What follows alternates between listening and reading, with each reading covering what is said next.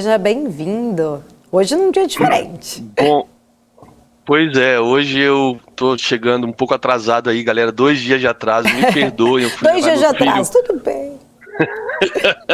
fui levar meu filho para um Acontece. intercâmbio de 1 ano, e aí eu tava na estrada justamente no horário do programa, mas eu tava assim, tão triste, chorando tanto. Eu não, pô, eu sou ogro, mas eu sou Imagino. ogro meio Maria Mole, né? Eu tava tão choroso que eu não lembrei nem de avisar a galera do programa. Eu peço perdão aí publicamente para Paula, Imagina. para todo o Eu chamei time. você ainda, eu falei assim, no próximo bloco, ele, André Machado aqui com a gente. Aí daqui a pouco alguém, o André não conectou, o André não conectou. Aí muita gente aqui do chat, cadê o André? Eu falei, gente, o André sumiu, fiquei até preocupada, mas Nossa, tudo bem, tá perdoado. A gente, tava chorando na imagina, estrada, Paula, pra você ter uma ideia. 1 ano imagina. longe do meu filho Feliz número por um um. lado, mas é Ah, sim, importante, né, pra ele, algo muito muito bom. orgulhoso, né? E ele me dando uma lição de vida. Pai, filho é igual passarinho, cria asas e voa. É, Aí eu falei, tá exatamente. certo. Eu fiz isso com a minha mãe também, não posso falar nada, entendo o lado dele. André, queria começar, né, primeiro fazendo uma pergunta para você. A gente está vendo aí, né, um mês de agosto que foi diferente, né, não foi desagosto, teve uma alta aí de 6,6%, nosso Ibovespa, um PIB Brasil agora avançando 1,2%. Será que de repente podemos ver um boom market descorrelacionado aí com o exterior? Será que a nossa economia está surpreendendo, inclusive, aí os analistas? Como que você está vendo? Eu truco. Se isso acontecer, Eu sabia. eu, Eu, eu corto eu o fiz a dedo pergunta só mindinho, provocativa. eu corto o dedo mindinho e me candidato a presidente do Brasil nas próximas eleições. Voto em você. Opa, Eu fiz para você trucar. Eu fiz para você trucar essa pergunta. não, mas Sabia. eu não consigo ver, apesar do PIB, né? O PIB, é óbvio, ajudou nessa alta, mas a gente teve o rally do bear market, né? Eu vim comentando com vocês isso desde aquela entrevista histórica na praia que eu comentei, olha, inclusive foi uma sacada que eu tive na hora, porque tinha rompido o pivô de alta, etc. E aí eu vi os alvos para cima, eu falei, cara, os alvos, né? Eu acredito que os alvos foram feitos para serem atingidos. Então, se for até lá em cima, pô, vai romper média de 200, etc. Mas acabou a tendência de baixa, né? E eu pensei, cara, eu acho que não acabou a tendência de baixa, porque não acabou lá fora. E lá fora o cenário, apesar de muita gente somente lá fora, estava na torcida pelo discurso do Fed, né? Aquele discurso que foi, eu acho que um desastre, né? Em termos de setar expectativa, ancoragem. Eu acho que ele perdeu uma boa oportunidade de começar a ajudar a ancorar as expectativas e com isso ter até um período menor de juros altos, né? E ele ficou naquela de que não, vamos tentar controlar os juros como sem causar desemprego, sem causar recessão, né? O governo americano tinha entrado em recessão técnica, mas por 0,09, uma coisa assim, tipo arredondamento quase 0,1, né? Isso aconteceu até com o Brasil aí do Paulo Guedes, que ele disse que foi por conta de arredondamento, senão não teria nem recessão técnica, enfim, isso lá atrás, né? E a gente viu ele no Jackson Hole tendo que desfazer esse estrago, né? Que foi muito parecido com o que ele fez em Jackson Hole do ano passado, né? Onde ele insistiu que a inflação era transitória e vimos aí que não é transitória. Pode-se alegar que a guerra ajudou com essa inflação? Com certeza. Mas, de qualquer maneira, a gente tem visto o problema aí ainda no fornecimento de chips, nas cadeias de suprimentos, frete marítimo, as coisas desde o Covid ainda não se estruturaram como era antes, todo o comércio global, a globalização, né, entre as indústrias do planeta, né, ainda não conseguiram se adequar corretamente a nova realidade. Inclusive temos aí a questão do lockdown da China, recorrente, agora mais uma cidade aí com 21 milhões de habitantes. Tem a questão imobiliária chinesa, que já está fazendo preço no minério de ferro, me parece que as pessoas não estão muito atentas a isso. Ainda comemora-se cada vez que a China faz alguma redução de juros, o pessoal comemora de que a China vai conseguir controlar. Eu acho que a China é uma caixa preta, né? Até teve um bate-papo meu com o Cabral aqui no canal há um ano e pouco atrás, onde a gente falava isso, a caixa preta chinesa. Mas é uma caixa preta que está cada vez mais aberta para o mundo, né? E só que eles conseguem ainda ter algum controle na imprensa ou algum controle nos dados que são divulgados, enfim, e estão conseguindo meio que não deixar estão tentando conter os estragos aí dessa bolha imobiliária que já explodiu, é fato, já explodiu. Talvez já tenha explodido muito antes que a gente imagina, mas os impactos dessa bolha estão sendo sentidos principalmente na China, nos investidores agora, recentemente. Esse dique que a China está tentando colocar nessa bolha estourada do mercado imobiliário, não é só de mercado imobiliário, não, tá? É bolha em obras de infraestrutura. Eu tenho comentado aqui que a China investiu US$ 1 trilhão em volta dos países aí que fazem parte da Rota da Seda, países de terceiro mundo, subdesenvolvidos. Muitos países já estão deixando de pagar suas dívidas com a China, são US$ 1 trilhão.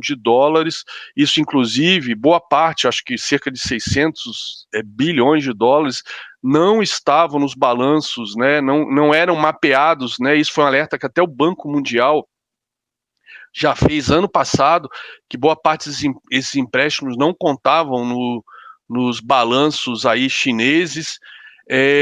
Eu descobri agora, pesquisando, eu gosto muito de pesquisar aí nos finais de semana, quando eu estou sem o mercado, sem acompanhar o mercado, né? Eu pego jornais de vários países, canais de vários países, obviamente em língua inglesa, e eu descobri um canal de um analista onde ele faz 1h30 de um programa destrinchando a bolha do setor ferroviário chinês, né, que é o setor ferroviário chinês, no caso do trem-bala. A China investiu fortemente na infraestrutura para fazer o trem-bala, em detrimento de ferrovias tradicionais. Pelo contrário, desativou ferrovias tradicionais para fazer trem-bala, e depois de ligar as principais cidades, saiu ligando a China inteira através de trem-bala. Isso custou US$ 1 trilhão também aos cofres chineses. E boa parte dessas linhas já estão sendo desativadas, porque não tem demanda, e mesmo as linhas com maior demanda, entre as cidades mais populosas, estão trabalhando no prejuízo, né, na ordem aí de 40% da frequência, por conta da capacidade, por conta do custo do trem-bala, que é muito maior. E isso causa, além dessa questão dessa dívida, né, tem a questão também da deterioração das linhas tradicionais, né, para transporte de produtos, né? E o que acontece? Os trem-balas são trens dedicados apenas a transporte de passageiros. Queira ou não queira, uma linha, por exemplo, tradicional, que não tenha demanda para passageiro, pode ser usada para transporte de produtos, né, manufaturados, agrícolas, enfim. E essas linhas foram sendo desativadas, encostadas ou deixando de receber manutenção. Então a China, dentre a política de crescimento a todo custo que ela vem desenvolvendo aí, principalmente desde de 2009, do crash subprime, ela vem se enfiando em sinucas de bico, né, se enredando, mais ou menos como o próprio Ocidente, especialmente até o Fed, fizeram aí com a injeção de dinheiro pós-Covid, né? Pós-subprime, e depois novamente pós-Covid, e aí agora está aí o Fed tentando corrigir a rota com juros altos, né? Na semana passada eu comentei que na véspera do discurso Não foi com vocês, porque eu fiz a entrevista na terça, comentei no meu programa na quinta-feira, que na véspera do Jackson Hole, do discurso do Powell, 4 Fed Boys já tinham comunicado, né, falado que um deles, o Ballard, que é de St. Louis, já tinha falado que Wall Street estava equivocada quando achava que as taxas de juros seriam por curto prazo, que o prazo seria bem mais longo do que Wall Street esperava, e isso não estava sendo precificado. E Esther George, do Fed de Atlanta, comentou que a taxa de juros seria acima de 5% por um bom tempo. Isso apenas 2 de 4 Fed Boys que falaram na quinta-feira, na véspera do Jackson Hole. Então, quando saiu o resultado, quando saiu aqueles 8 minutos fatídicos aí do Powell, que derrubaram o mercado e pivotaram para baixo o SP500, Nasdaq e o Ibov foi pivotado para baixo ontem, e está sendo confirmado isso, pelo menos por enquanto, está sendo confirmado hoje. Tudo isso, eu vi muita gente comentando que o Powell, o discurso do Powell foi dentro do esperado. Eu falei, como assim, cara palha? Dentro do esperado, como? Ninguém estava esperando isso, vamos ser honestos, ninguém esperava isso, senão a Bolsa não tinha subido 20%, o SP500, não tinha pivotado para baixo, não tinha caído forte na sexta e na segunda como caiu.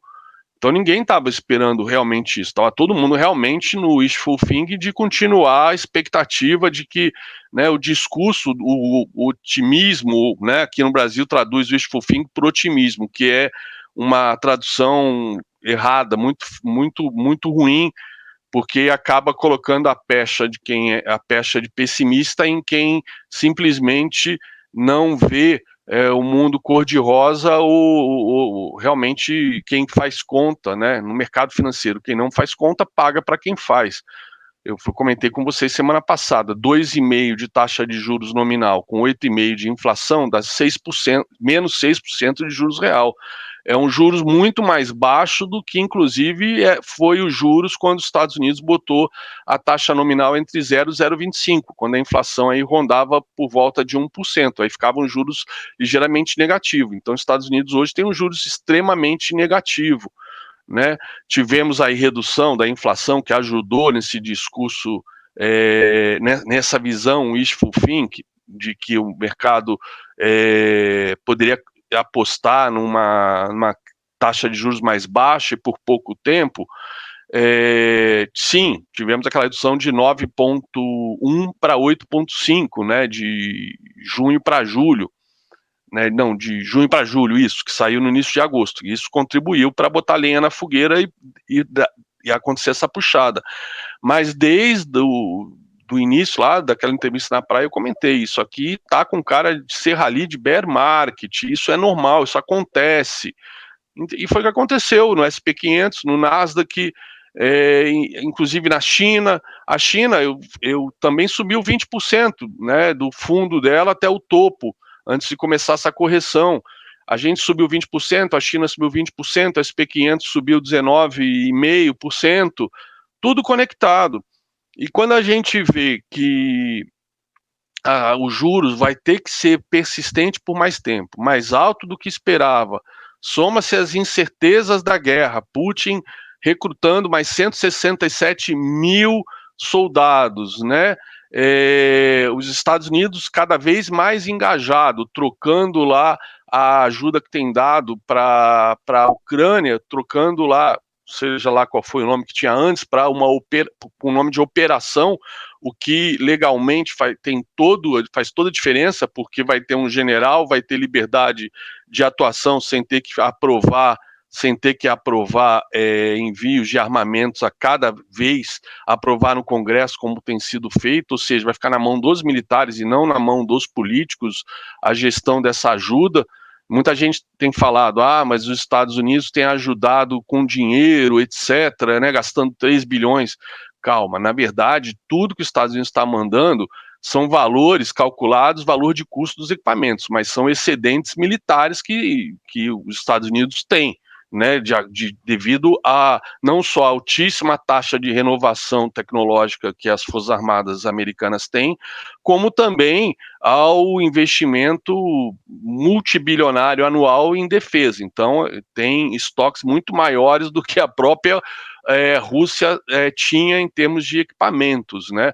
Tanto é que a Rússia começou a mandar equipamentos mais antigos para o fronte, justamente para preservar também os equipamentos de ponta, né? Então, os Estados Unidos está cada vez mais envolvido, a Ucrânia fazendo agora alguns ataques, né, ali na região da Crimeia, desabilitou as 3 pontes que ligavam a Crimeia a Kherson. Isso torna o cenário cada vez mais desafiador para a Rússia. A Rússia, obviamente, não tem, isso já foi dito até pelo ex-presidente russo, aquele que ficava no intervalo aí, o Medvedev, enfim, aquele outro que é o poste lá do Putin, já foi dito que independente do que aconteça, essa guerra não tem como parar mais, né? É uma guerra de ocupação, e apesar de a gente ver, coisa que eu não entendo, alguns analistas parece que torcem para a Rússia, né, por conta daquela dicotomia globalização, globalismo, né, que a Rússia está certa em lutar contra o globalismo. Um besterol aí que a gente lê de gente teoricamente super inteligente que me deixa assim arrepiado, né? Como é que a ideologia tem deixado as pessoas cegas para fazer uma análise correta do cenário geopolítico. Então, a OTAN, o Ocidente, a Europa, né, como já falei, não tem como deixar a Rússia, em hipótese alguma, vencer essa guerra. A Rússia também não pode perder essa guerra. Estamos aí num cenário de deadlock que não sabemos no que vai dar, né? E aí os Estados Unidos vai começar daqui a pouco a fornecer os HIMARS que o próprio Biden, quando o Putin estrelou e disse que ia considerar uma ação de guerra dos Estados Unidos se desse mísseis de longo alcance, no dia seguinte ao anúncio do HIMARS, e aí no dia seguinte ao comunicado do Putin, o Biden falou, não, vão ser mísseis de curto alcance, mas já vão começar a ser enviados mísseis de longo alcance, agora virou uma operação. Tem a questão da China em Taiwan, tantas incertezas que isso, obviamente, vai fazer preço ao longo do tempo. Então, a gente pode até ter momentos de descolamento, que é o que não está acontecendo nesse momento. O nosso rally foi exatamente, ele começou atrasado em relação ao rally nos Estados Unidos, esse rally de bear market, mas foi um rally da mesma magnitude, tá?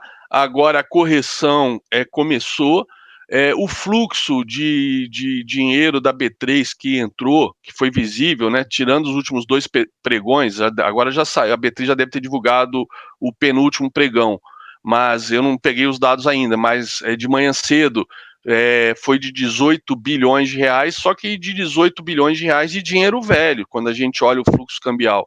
É dinheiro que estava na renda fixa e migrou para a renda variável, até porque esses gringos, né, eles estão com o pé em todos os lugares do mundo, então estavam investindo no SP500 e investiram aqui também juntos, né, e aí o argumento foi muito, talvez, por conta da sinalização do Banco Central que a taxa de juros vai parar de subir por aqui, né, o que no máximo vai ter mais 0,5% de aumento. Então, o que estava sendo investido em juros, né, migrou de repente para a renda variável, que estava em títulos, enfim.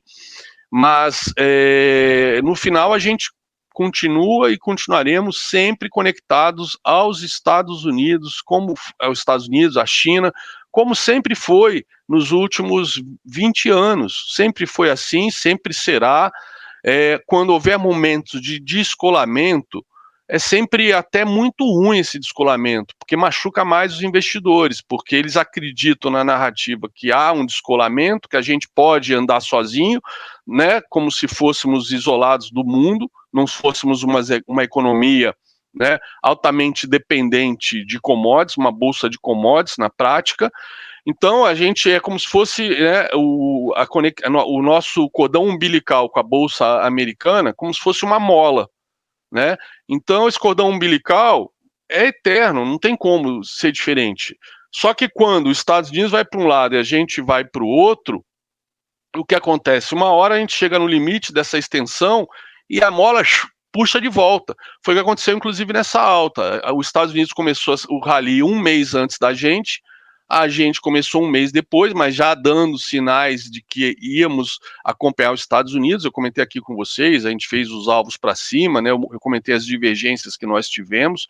Eu posso até mostrar aqui rapidamente isso para vocês novamente, para quem não acompanhou os programas. Então, a gente tinha aqui no SP500, né?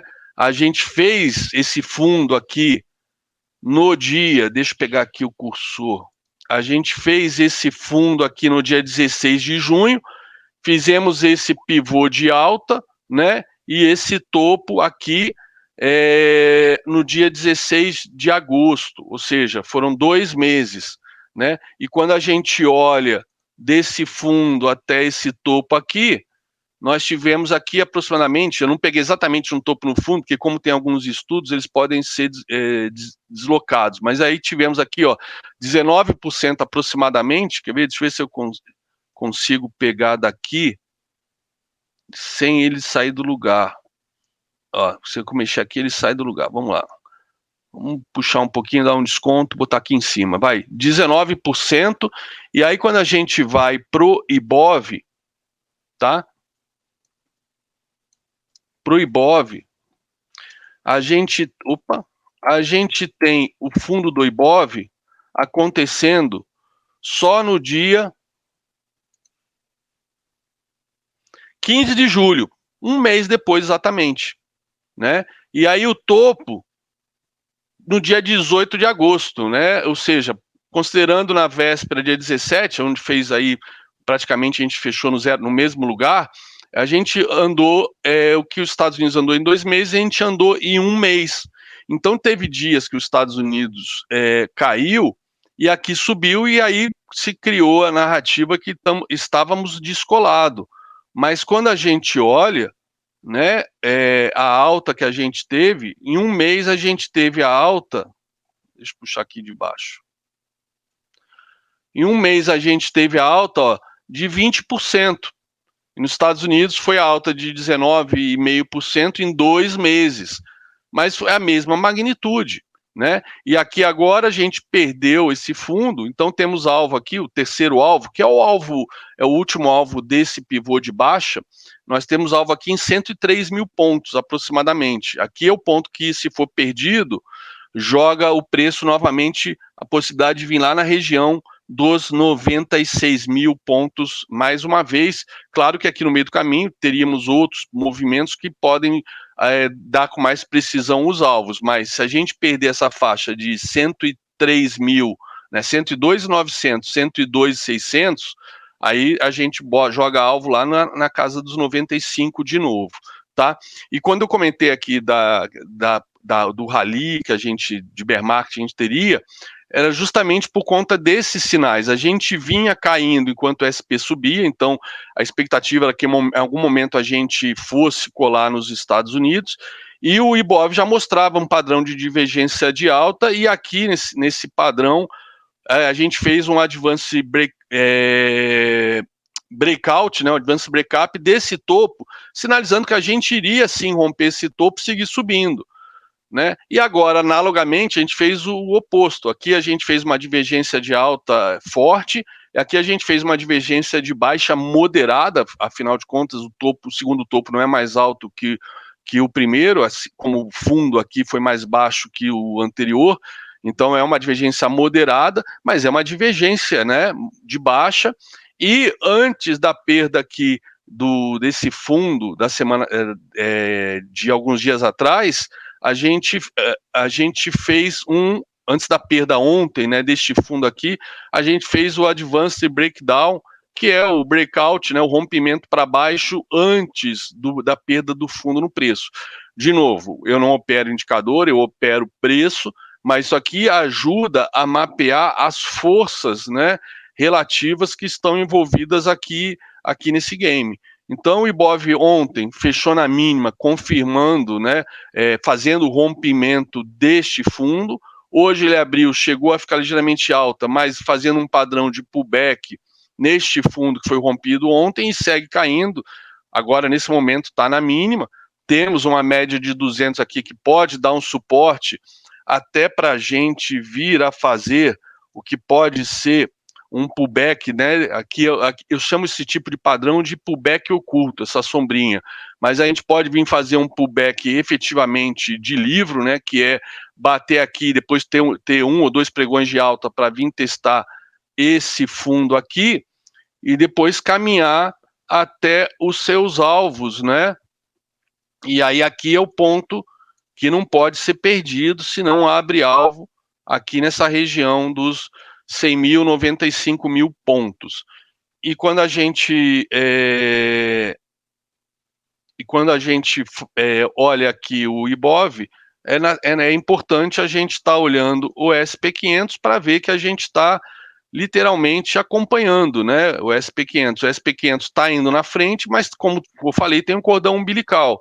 Ele já atingiu hoje é quinta, quarta, na terça-feira ele atingiu o primeiro alvo desta perna de alta aqui, tá? Desta perna de alta, né? Que coincide com esse pivôzinho aqui também de baixa que foi confirmado na sexta-feira, que foi rompido na sexta, tá? E temos aqui agora o segundo alvo em 3.900 aproximadamente, que é uma retração importante, que se for perdida, é a retração justamente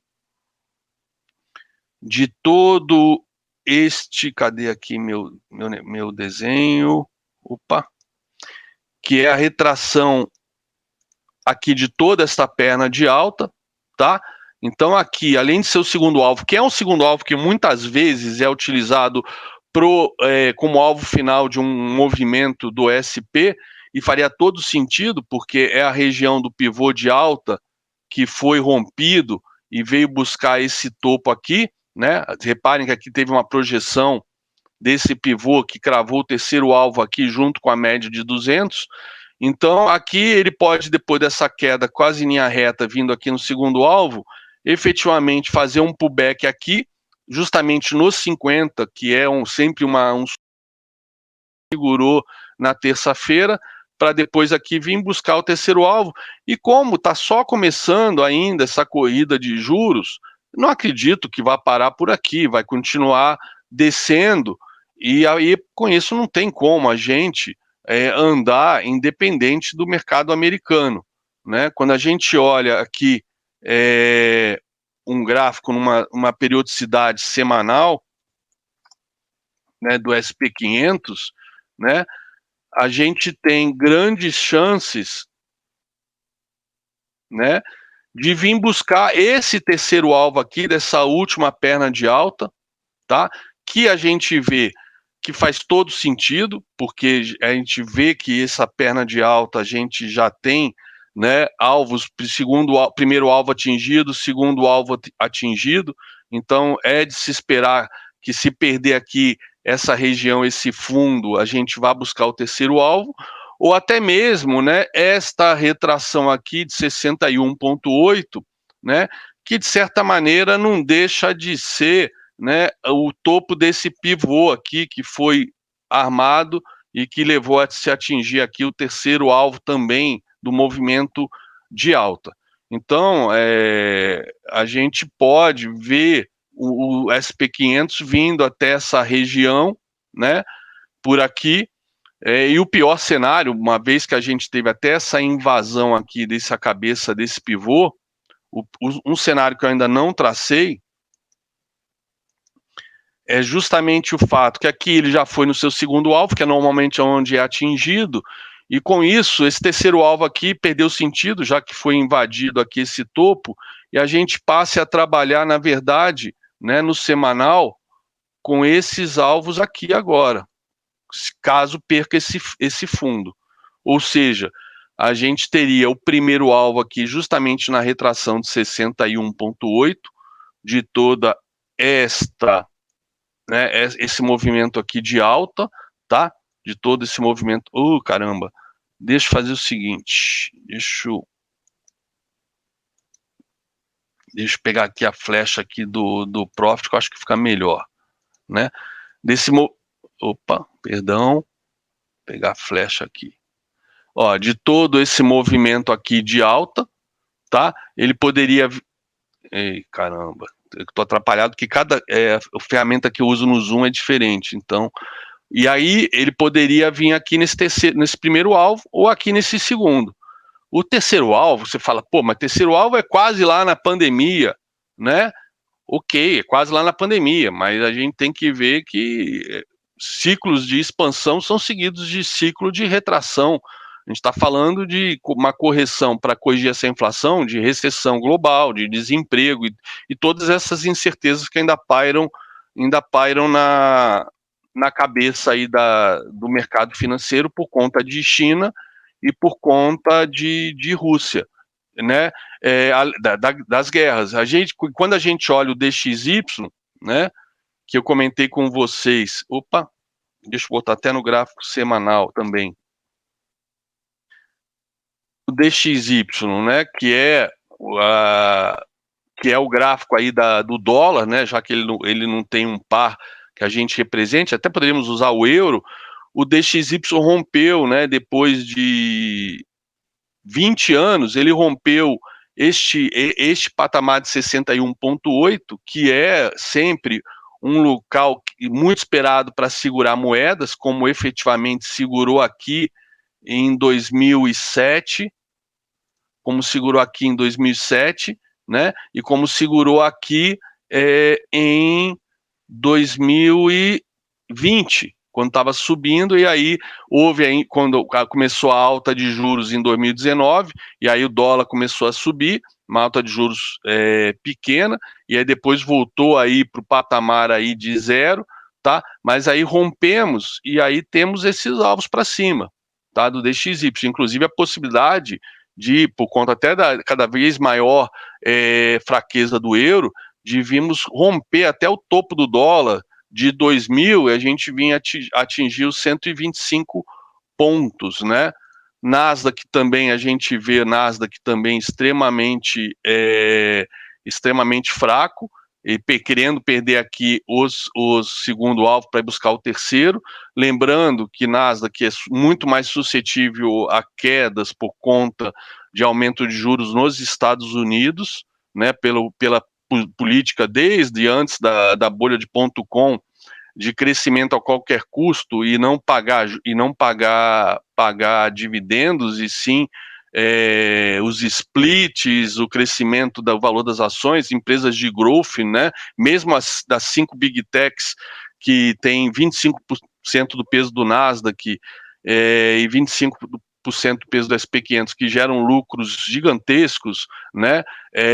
O dinheiro é guardado para fazer aquisições, né? Então a gente não consegue, e com isso elas são suscetíveis à queda por conta de recessão, por conta de queda de consumo, por conta de inflação, né, na venda de seus produtos, mas também quedas por conta de deixarem de ser atrativas pelo aspecto de justamente não pagarem dividendos e ficarem bem atrás de um investimento seguro como o Tesouro Americano.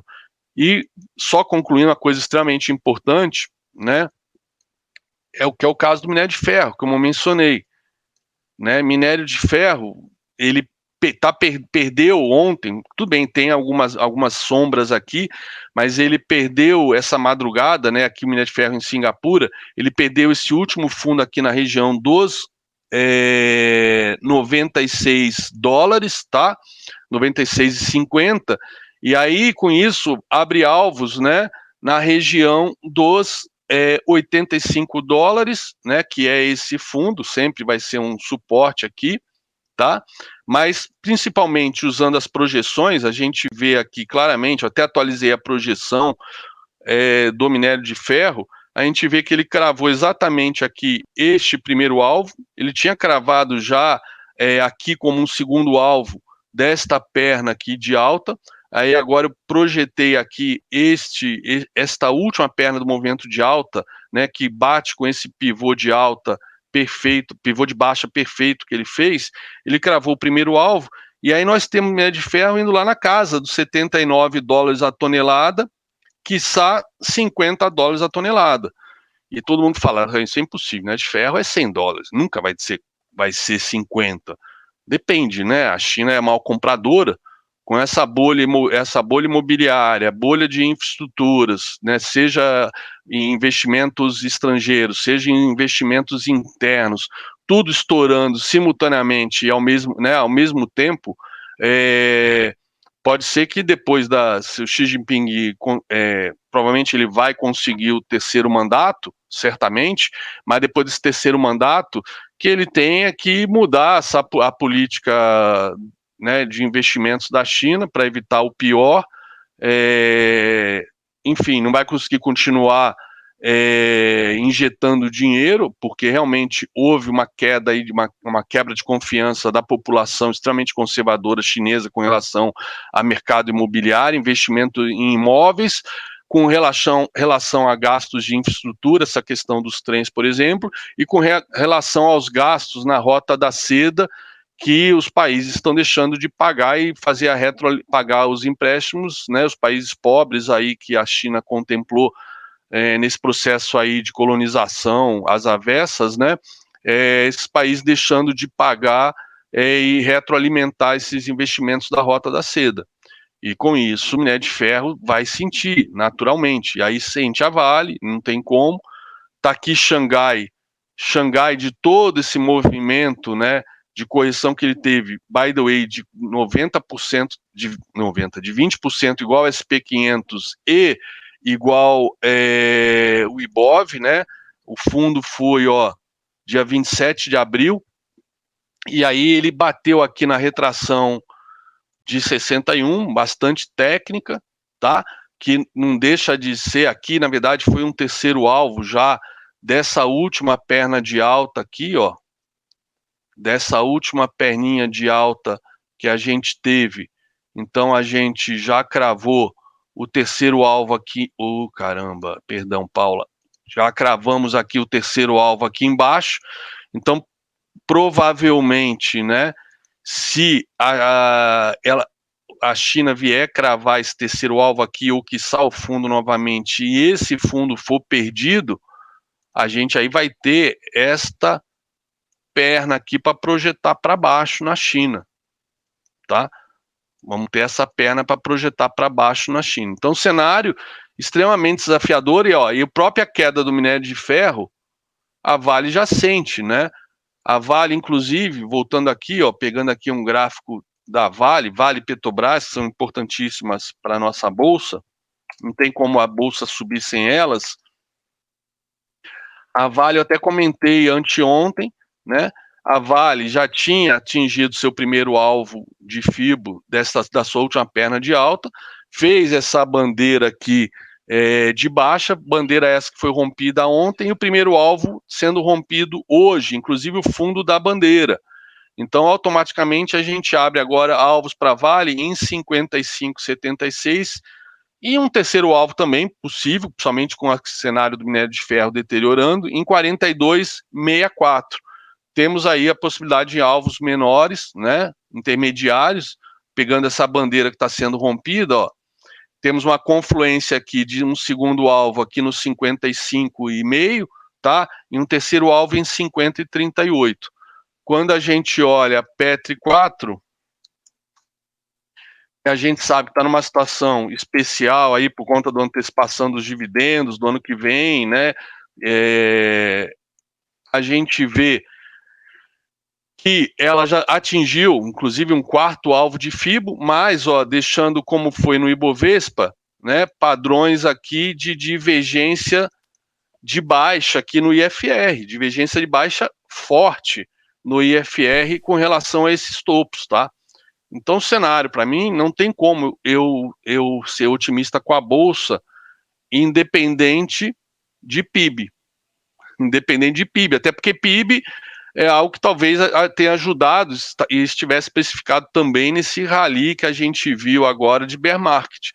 Né? Como o Gani bem comentou agora com o PMI, agosto não deve vir com a mesma força, a inflação também não deve continuar tendo desinflação, porque já vamos absorver essa questão do preço dos combustíveis por conta aí da queda do ICMS, né, e também dos patamares aí que o petróleo se encontra. Eu acho que não perde esse patamar que ele está agora, de 90, se não me engano, $95, que também era um suporte importante, uma retração final de FIBO, tá? No crude, no caso, seria $88, no caso do crude, $85 do crude. No caso do Brent, cadê o Brent? Eu gosto de usar o mercado americano como referência. No caso do Brent, seria na região dos $88,5 o piso, tá? É isso.